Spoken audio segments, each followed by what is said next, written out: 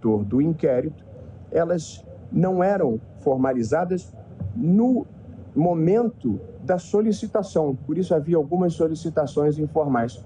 Mas quando as informações chegavam, elas eram imediatamente formalizadas, inseridas no âmbito dos processos e dada vista ao Ministério Público. Portanto, não houve nenhuma circulação de dados ou informações que não estivesse documentado adequadamente no processo. Uma outra percepção equivocada que circulou a propósito deste assunto foi que haveria iniciativas de ofício, independentemente de provocação pelo Ministério Público. Muito importante observar, o Tribunal Superior Eleitoral, sobretudo em questões eleitorais, ele tem o que tecnicamente se chama poder de polícia, que significa poder de fiscalizar e poder de reprimir condutas impróprias, condutas irregulares. O poder de polícia é exercido, e esse é o termo técnico, de ofício, ou seja, independentemente de procuração. De modo que o TSE tem o dever jurídico de atuar sempre que exista a circulação de alguma desinformação que ofereça risco ao processo eleitoral ou ao processo democrático, do qual o processo eleitoral é uma decorrência. Portanto, a ideia de que foram iniciativas tomadas à margem da lei é completamente equivocada. É uma desinformação jurídica. O poder de polícia é exercido de ofício.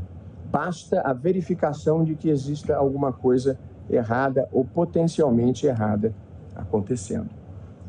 Eu ainda gostaria de lembrar, em nome do tribunal e em defesa do ministro Alexandre de Moraes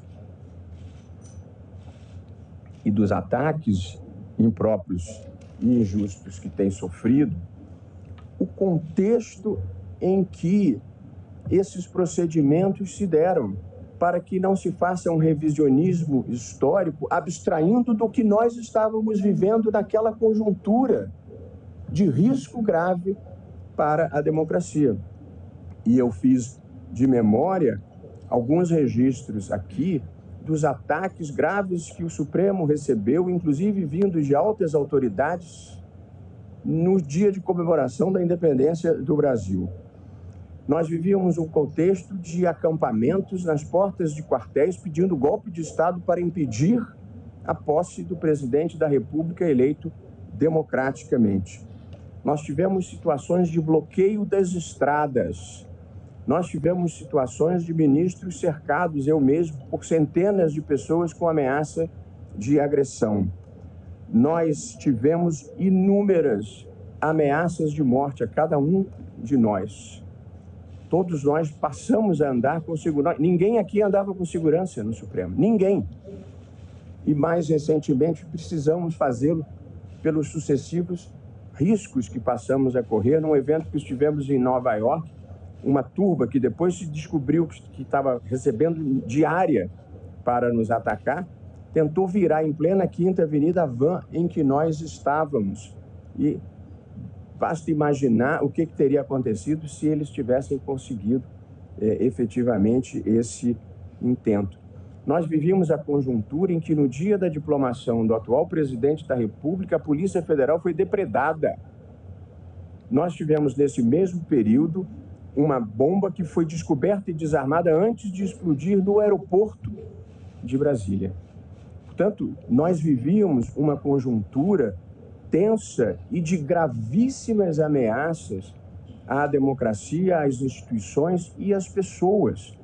E, portanto, é preciso ter em linha de conta que as decisões eram tomadas numa conjuntura extremamente adversa, em que se fazia uma campanha falsa, fraudulenta, contra as urnas eletrônicas, contra a legitimidade do processo eleitoral e depois contra a posse do presidente da República eleito. Portanto, todos os atos praticados pelo ministro Alexandre de Moraes se deram no cumprimento de dever. E nós que o acompanhamos de perto sabemos o custo pessoal e a coragem moral e física que exigiu enfrentar esse tipo de movimentação antidemocrática.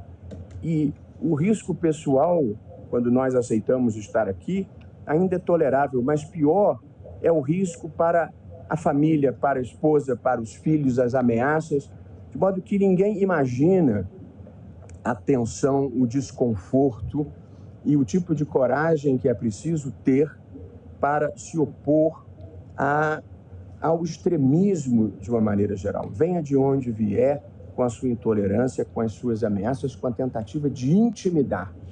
E, portanto, parte da reação que nós enfrentamos é porque não nos deixamos intimidar. E, portanto, nós não podemos rever a história esquecendo do que passou e do que nós tivemos que enfrentar nesse país, infelizmente, em ciclos de atraso que nós achávamos que já havíamos superado. E respeitando o papel da comunicação social, porque nós não temos nada a esconder, tudo aqui é transparente e, portanto, a preocupação não é o tipo de notícia que vem à luz do dia, porque ninguém aqui tem nada a esconder e o papel da imprensa é divulgar mesmo a notícia que parece interessante para o público. Mas as interpretações equivocadas e as narrativas inverazes, essas nós precisamos enfrentar. Portanto, a nossa dificuldade não é com a divulgação de nenhuma informação. Isso não nos preocupa. Mas as interpretações erradas, essas nós precisamos desfazer e essa é a única razão pela qual eu estou tratando desse assunto. E todos nós precisamos refletir seriamente a quem aproveita a construção de uma narrativa que procura descredibilizar quem impediu que aquelas forças prevalecessem no Brasil naquele momento histórico, trágico e muito difícil. O Supremo Tribunal Federal, como toda instituição humana, é passível de crítica e de divergência e ninguém aqui se acha imune a visões críticas. Faz parte da vida. Numa democracia, a verdade não tem dono, ninguém tem o monopólio da virtude. Portanto, não é uma questão de ter crítica ou de divergir de decisões do Supremo. Nós decidimos as questões mais divisivas da sociedade brasileira. E, portanto, faz parte do nosso papel, ao interpretar a Constituição, com muita frequência, desagradar setores importantes da sociedade.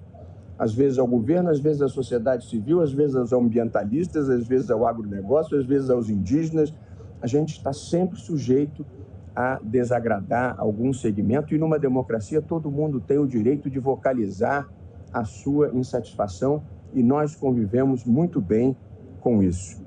Porém, nós somos comprometidos com a Constituição, nós somos comprometidos com a busca da verdade possível numa sociedade plural, nós somos comprometidos com a democracia e comprometidos com fazer um país melhor e maior. É para isso que todos nós estamos aqui. Nossos compromissos são com o Brasil.